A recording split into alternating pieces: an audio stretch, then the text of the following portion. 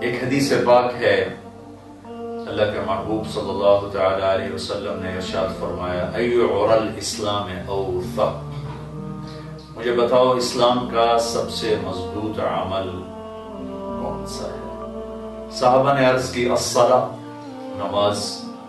آپ نے فرمایا وحسنۃ وما ہی بہا، نماز بہت اچھی چیز ہے، بہت بڑا عمل ہے، وہ نہیں جو میں پوچھ رہا ہوں۔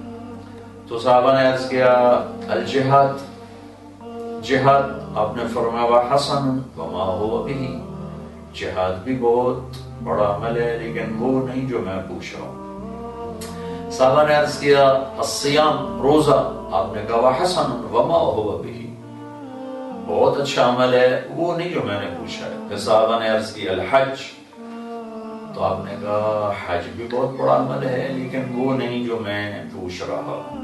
تو اس پر پھر صحابہ نے فرمایا کہ اللہ و رسولہ اعلم، پھر تو اللہ اس کا رسول ہی جانے۔ تو اس پر آپ نے فرمایا ان اوثق عر الاسلام الحب للہ والبغض للہ، اسلام کا سب سے مضبوط عمل اللہ کے لیے آپس میں محبت کرنا ہے اور اللہ کے لیے بغض رکھنا ہے۔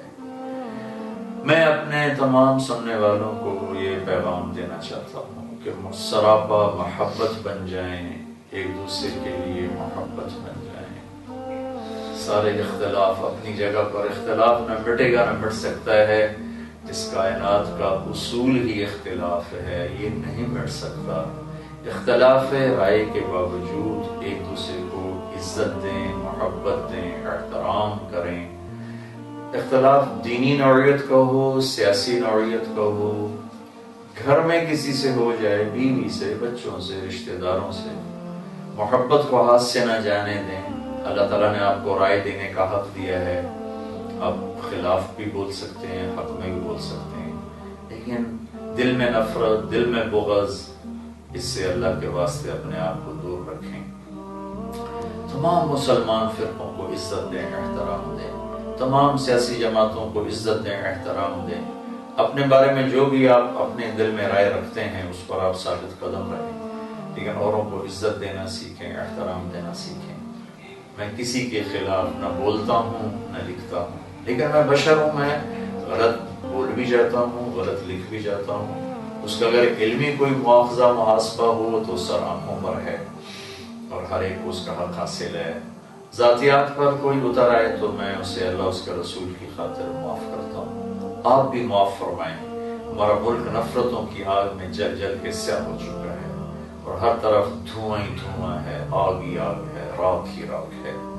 محبتیں مٹ چکی ہیں، نفرتوں نے کالی رات کی طرح اپنے ڈیرے ڈال دیے ہیں۔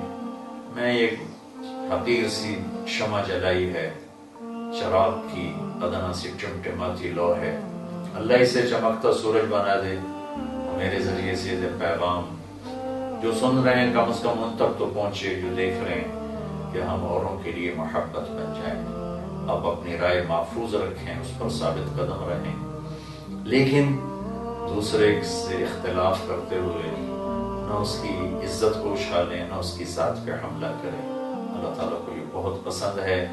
میرے محبوب صلی اللہ تعالی علیہ وسلم نے حضرت معاذ بن جبل سے فرمایا تھا معاذ تمہیں سارے دین کا خلاصہ بتاؤں؟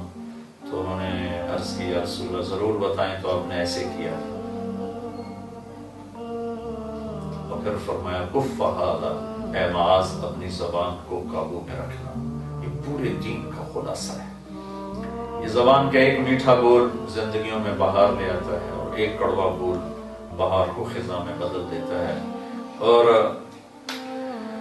ایک میٹھا بول پوری دنیا کے شہد کے ذخیروں سے زیادہ میٹھا ہوتا ہے، اور ایک کڑوا بول 7 سمندر کے پانیوں سے زیادہ کڑوا ہوتا ہے۔ یہ زبان مکھن سے زیادہ نرم ہے اور تلوار سے زیادہ تیز ہے۔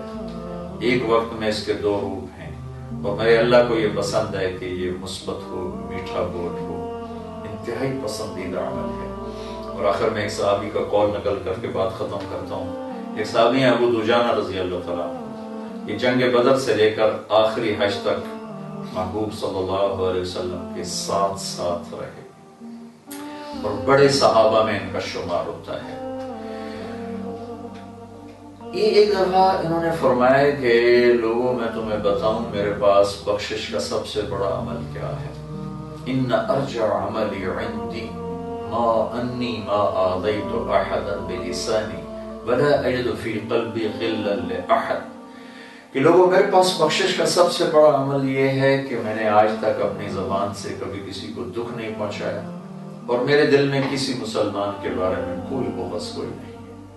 یہ پیغام میں آپ کو دینا چاہتا ہوں، اپنی زبان سے کسی کو دکھ نہ پہنچائیں۔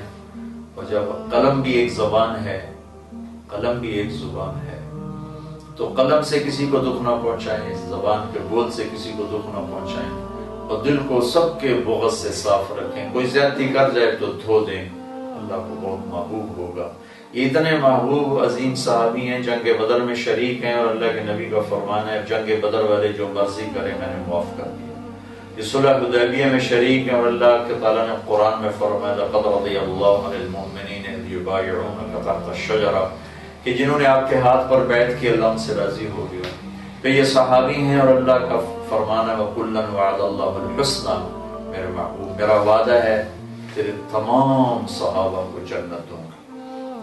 لیکن انہوں نے اپنی بخشش کا ذریعہ اور وسیلہ اور سب سے بڑا عمل کیا قرار دیا کہ زبان سے دکھ نہیں پہنچایا، دل میں بغض کوئی نہیں۔